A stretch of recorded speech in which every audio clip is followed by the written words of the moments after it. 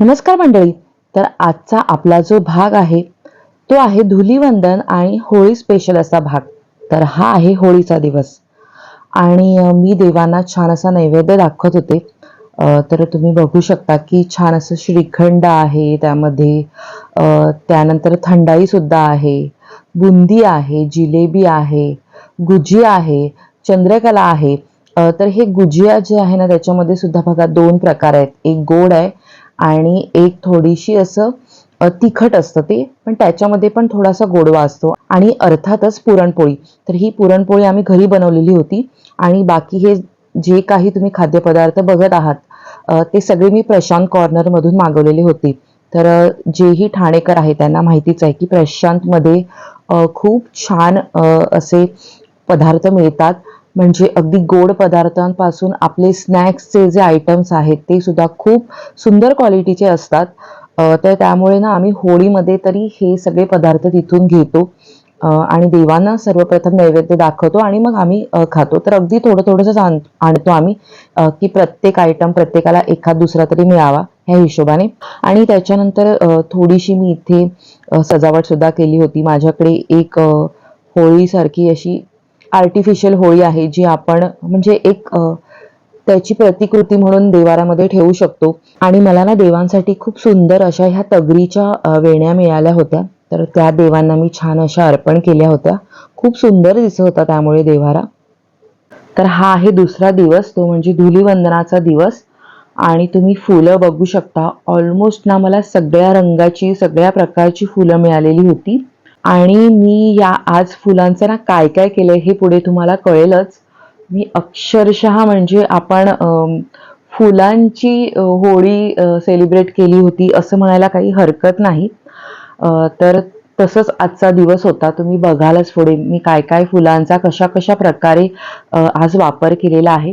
तर देवांची ना मी छान अशी आज मस्त गजरे वगैरे घालून सुंदर अशी पूजा केली होती. मला छान असे सुवासिक आज गजरे मिळाले होते. तर तेच मी देवांना अर्पण करत होते. त्याच्यानंतर आज बघा, आज ऑफ व्हाईट रंगाचं मी वस्त्र हे स्वामींना परिधान केलेलं आहे. त्यानंतर सोनेरी रंगाचं जे वस्त्र आहे गोल्डन रंगाचं, ते मी देवाऱ्यामध्ये अंथरलं आहे. त्याच्यामुळे त्याच्यावरती ना व्हाईट आणि रेड कलरचीच मला आज फुलं ही देवांना अर्पण करायची होती. त्यामुळे तेच कॉम्बिनेशन मी घेतलेलं आहे. तर सुंदर अशी ही फुलं मी देवांना अर्पण करते. तर बघा, तुम्हाला असं वाटत असेल की पूजा काय लगेच पटपट होत असेल, पण तसं नाहीये.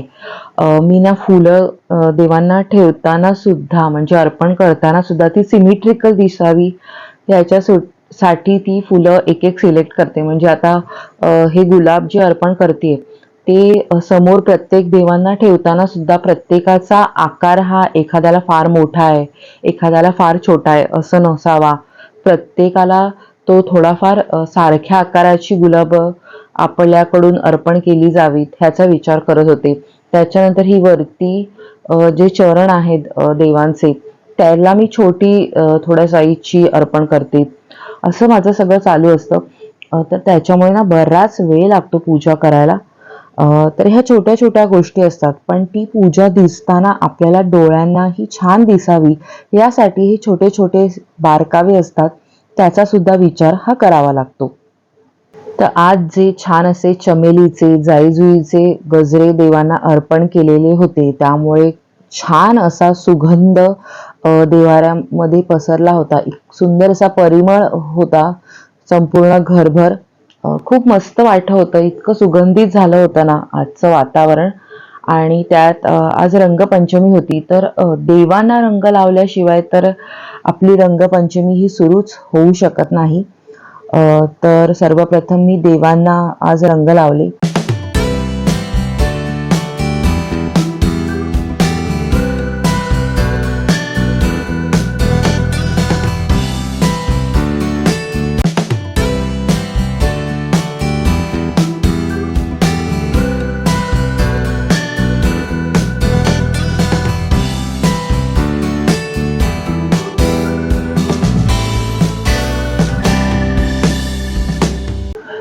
तर माझं जे धुलीवंदन असतं ना ते थोडंसं इतरांपेक्षा वेगळं असतं. मला स्वतःला ना रंग खेळायला अजिबात आवडत नाही. त्याच्यामुळे लहानपणापासूनच आहे, त्याच्यामुळे मी आहे ना अशा प्रकारे माझं धुलीवंदन सेलिब्रेट करते की मी देवांना रंग लावते, मी छान अशी रांगोळी काढते, फुलं अर्पण करते, फुलांची रांगोळी काढण्याचा प्रयत्न करते. तर माझं धुलीवंदन माझ्या स्टाईलचं हे असं असतं. तर आज जे काही मी प्रशांत कॉर्नरमधून देवांसाठी नैवेद्य आणला होता वेगवेगळ्या प्रकारचं, तर ही स्पेशालिटी आहे ना, ही नॉर्थ साईडची स्पेशालिटी आहे. जसं की वृंदावन, मथुरा तिकडे हे सगळे पदार्थ बनवले जातात. आपल्याकडे आपण पुरणपोळीला हा मान देतो स्पेशल, आणि ती आपल्या घरी घरोघरी सगळ्यांकडे मराठी घरामध्ये बनवली जाते.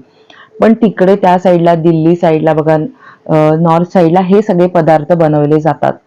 असो, तर हे सगळे प्रशांत कॉर्नरमध्ये मिळतात. त्याच्यामुळे मी ना त्यांची ते हे सगळं ठेवून ना एक सुंदर अशी सजावट करण्याचा प्रयत्न केला होता की अ, कारण हा जो उत्सव आहे ना, तो श्रीकृष्णाचा उत्सव आहे. याचं कारण हेच आहे की आपल्या सगळ्यांनाच माहिती आहे की सर्वात पहिले धुलीवंदन किंवा रंगपंचमी ही श्रीकृष्ण खेळला, आणि त्याच्यानंतर आपण सगळेजण हे खेळायला लागलो. तर ज्याने आपल्या आयुष्यामध्ये रंग भरलेले आहेत, तर त्या श्रीकृष्णाला हा आजचा सण हा समर्पित आहे. त्याच्यासाठी मी हे छोटीशी सजावट ही केली होती. आणि त्यानंतर तुम्हाला माहितीच आहे की मला थोडंसं जोपर्यंत परफेक्ट होत नाही तोपर्यंत मी चेंजेस करत असते. तर त्याच्यानंतर मला असं वाटलं ही बॉक्स वगैरे आपण इथे नको ठेवूयात. तर जो धूप पण लावला होता त्याचा पण तुम्ही बघू शकता, ते अभंगचा मी धूप लावला होता, अभंग ब्रँडचा, जो मी नुकत्याच एका एक्झिबिशनमधून घेतला होता.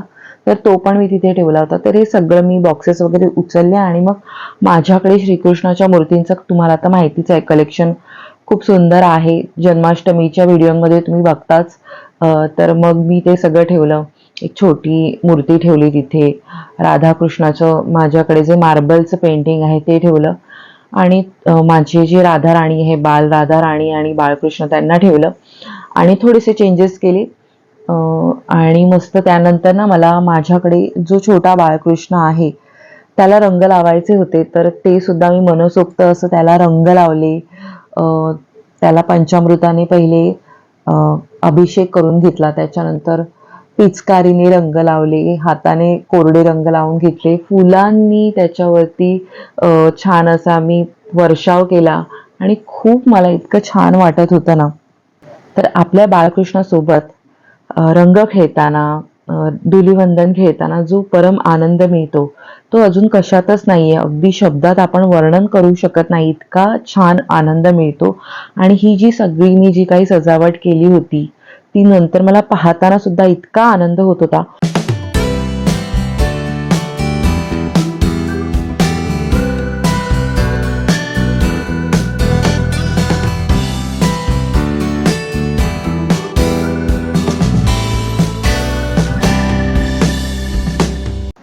तर हे सगळे तर रंग वगैरे लावून झाले, पण त्याच्यानंतर ना आज मी एक रांगोळी काढणार आहे फुलांची. तर हे स्पेशल तुम्हाला ट्युटोरियलच म्हणू शकता तुम्ही, कारण आता पुढे गुढीपाडवा सुद्धा येणार आहे. त्यानंतर आपल्या स्वामींचा प्रकट दिन सुद्धा येणार आहे. तर माझ्या ताईंना मदत व्हावी म्हणून आजचा जो व्हिडिओ आहे ना रांगोळीचा, तो तुम्हाला मी डिटेलमध्ये दाखवते. कारण बऱ्याच वेळ काय होतं, मी रांगोळी झाल्यानंतर तुम्हाला दाखवते कारण की खूप मोठा होईल व्हिडिओ म्हणून.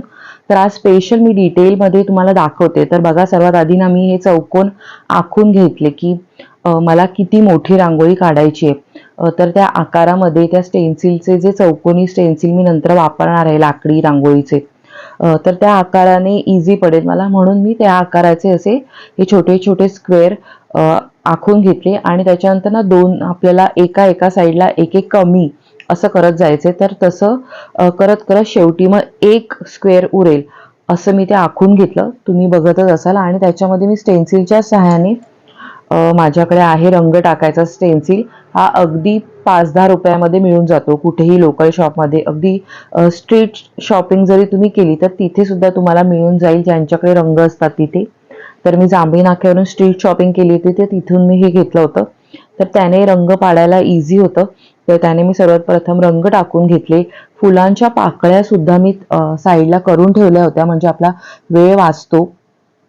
त्यानंतर जे काही स्टेन्सिल मी वापरणार होते, काही लाकडी स्टेन्सिल आहेत तुम्ही बघू शकता. त्यानंतर माझ्याकडे काही प्लॅस्टिकचे सुद्धा साचे आहेत. तर हे जे सगळे साचे मी वापरणार होती ते सुद्धा मी एकत्रित असे करून ठेवले होते. म्हणजे पुन्हा आपल्याकडून चुकून एखादा रिपीट होऊ नये म्हणून. आणि जेही तुम्ही ना स्क्वेअर करणार आहात पेंट, तर त्याच्यामध्ये रंग टाकताना काय करायचं की लाईट शेड किंवा त्याच्यापेक्षा जी डार्क शेड असेल त्याने थोडंसं असं शेडिंग सुद्धा करायचं. म्हणजे जरा दोन रंग संगती केल्या ना तर अजून ते छान असं उठून दिसतं.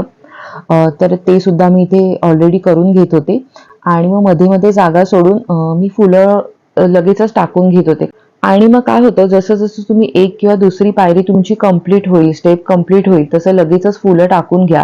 कारण की नंतर पुढे पुढे जसं तुम्ही रंग भरत जाल, मग तुम्हाला मागच्या सर्वात पहिल्या पायरीला फुलं टाकायला किंवा रंग टाकायला हे कठीण होईल आणि रंगाला चुकून आपला धक्का लागू शकतो आणि आपली रांगोळी ही खराब होऊ शकते. त्याच्यामुळे ही काळजी घेण्यासाठी दोन दोन तशा तुमच्या पायऱ्या कंप्लीट होत जातील. तसंच पटापट तुमची फुलं सुद्धा तिथे तुम्ही छान अशी ती लावून घ्या व्यवस्थित. आणि ह्या रांगोळीमध्ये ना खूप सारं करण्यासारखं आहे. तुम्ही जितकी तुम्ही वाढवू शकाल तितकी तुम्ही वाढवू शकता. आणि प्रत्येक सणानुसार तुम्ही ह्याच्यामध्ये विविधता आणू शकता. जसं की बघा, जर नवरात्र असेल तर तुम्ही देवीचे चरण ह्याच्यामध्ये प्रत्येक जो आपण स्क्वेअर रांगोळीचा काढलेला आहे तिथे काढू शकता. किंवा हळदी कुंकू असेल तर तुम्हाला आजकाल हळदी कुंकाचे स्टेन्सिल मिळतातच. तर तुम्हाला मी माझ्या हळदी कुंकाच्या वेळी सुद्धा ही रांगोळी काढली होती. तेव्हा मी 2च लेअरमध्ये काढली होती. फक्त 2 स्टेप काढल्या होत्या. तर त्याच्यामध्ये मी बघा, वरती कलर आणि खाली मग फक्त पाकळ्यांचा वापर केला होता. तसं सुद्धा तुम्ही करू शकता. जर तुम्हाला खूप मोठी रांगोळी काढायची नसेल तर तुम्ही 2 किंवा 3 स्टेपमध्ये सुद्धा ही रांगोळी तिथे स्टॉप करू शकता. तर तसं सुद्धा मी एकदा केलं होतं. जर तुमच्याकडे फुलं नसतील तर काहीच हरकत नाही. तुम्ही कंटिन्युएशनमध्ये स्क्वेअर काढा, त्याच्यामध्ये रंग भरा आणि हे रांगोळीचे हे जे साचे आहेत वेगवेगळ्या आकाराचे, वेगवेगळी चिन्ह आहेत, शुभचिन्ह आहेत, ती वापरा. आणि खाली आहे ना, तुम्ही कोणत्याही प्रकारचं जी आपली उंबरठा पट्टी असते त्याने बॉर्डर करून घ्यायची, तरी सुद्धा चालू शकतं. म्हणजे प्रत्येक वेळी आपल्याला फुलांचा खर्च सुद्धा करायची गरज नाही. तर माझ्याकडे ना प्रत्येक वेगवेगळे असे साचे आहेत, युनिक असे. आणि आता मी तुम्हाला दाखवले सुद्धा. पण तरी सुद्धा माझा गोंधळ उडालाच. ते फटाफट कंप्लीट करण्याच्या नादात मला आत्ता म्हणजे जेव्हा संपूर्ण माझी रांगोळी झाली आणि जेव्हा मी व्हिडिओ करत होते तेव्हा मला जाणवलं की माझ्याकडून चुकून जी कलर्सची डिझाईन आहे ना ती रिपीट झाली आहे. आणि संपूर्ण झाल्यानंतर पुन्हा मग ते मला तिथे कलर टाकून ते चेंज करता आलं असतं, पण म्हटलं जाऊ देत, एकदा झालंय तर. पण मला ते नंतर लक्षात आलं. तर तुम्ही सुद्धा ही काळजी घ्या, कारण आपण पटापट कंप्लीट करण्याच्या नादात आपल्याकडून हे राहून जातं. म्हणून जो साचा तुमचा वापरून झाला आहे ना तो साईडला करून ठेवा. जर तुमच्याकडे मल्टिपल तेवढे साचे असतील आणि तुम्हाला रिपिटेशन नको असेल तर माझ्यासारखं हा गोंधळ अवॉइड करण्यासाठी तुम्हाला मी हे टीप देते. पण असो, काहीच हरकत नाही.